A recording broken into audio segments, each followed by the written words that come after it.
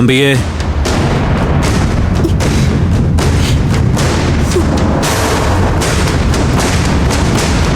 എന്റെ അംബികേ, അവരിപ്പോ ഇങ്ങി വരും.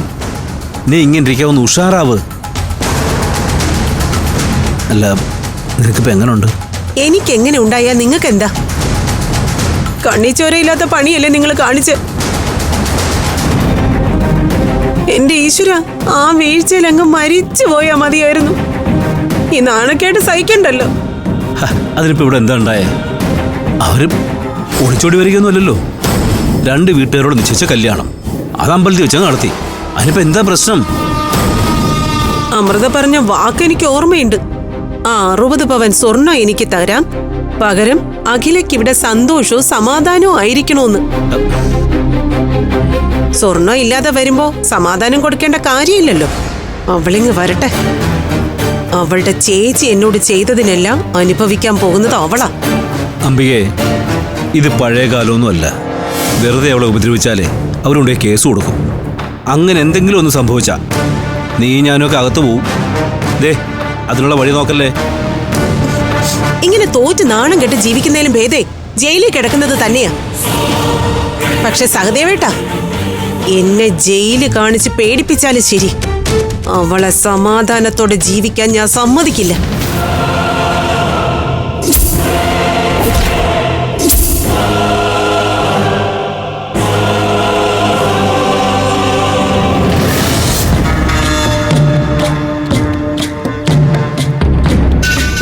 നീ ഇങ്ങനെ ടെൻഷൻ അടിച്ചിട്ട് എന്താ കാര്യം? സംഭവിക്കാനുള്ളതൊക്കെ എന്തായാലും സംഭവിച്ചു.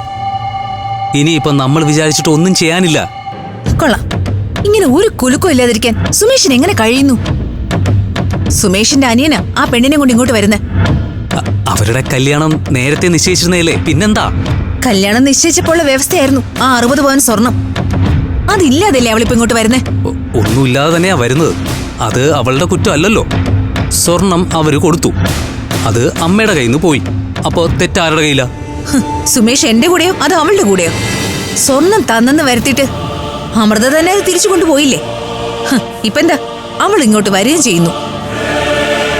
നോക്കിക്കോ, സമാധാനത്തോടെ വാഴില്ല അവളിവിടെ.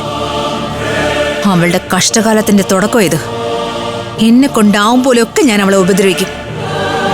ഉപദ്രവം സഹിക്കാൻ പറ്റാതെ അവൾ ഇവിടെ നിന്ന് ഇറങ്ങും. ഇറക്കും ഞാൻ.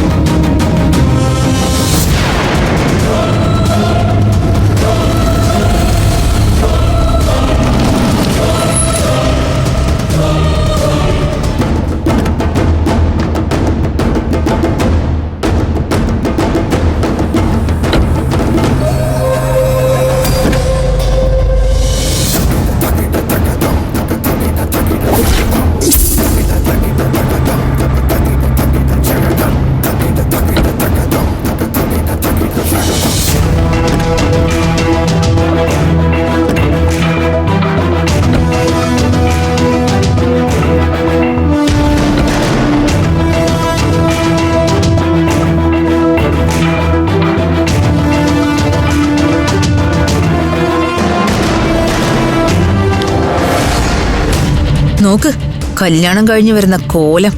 ഒരു തരി സ്വർണം ഇവളുടെ കല്യാണം പ്രമാണിച്ച് കൊടുത്തിട്ടില്ല.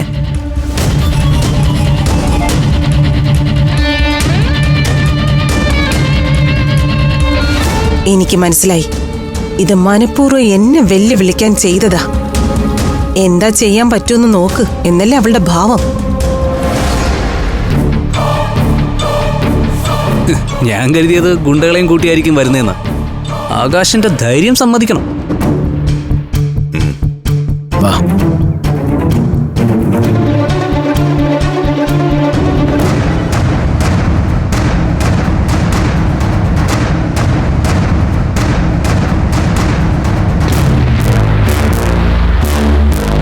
മോളെ, കാല് തൊട്ട് വന്നിക്ക.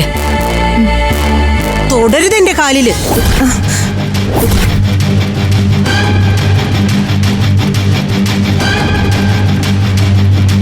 നിന്നെപ്പോലൊരുത്തി എന്റെ കാല് തൊട്ട് വന്നിച്ച അതിന്റെ സകല ദോഷങ്ങൾ എനിക്കേ വരൂ.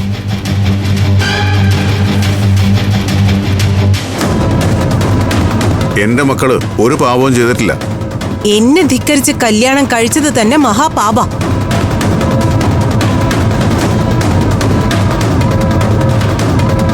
എന്തൊരു ധൈര്യം ഒന്ന് നോക്കിക്കേ. കുടുംബത്തിൽ പറഞ്ഞ ആരെങ്കിലും ചെയ്യുന്ന കാര്യമാണോ ഇതൊക്കെ? തള്ളയില്ലാണ്ട് വളർന്നതല്ലേ, എങ്ങനെ ചൊവ്വാവും? തള്ളേണ്ടാട്ടോ അതിന്റെ ഗുണം കാണിക്കത്തിലൊക്കെ ഉണ്ട്.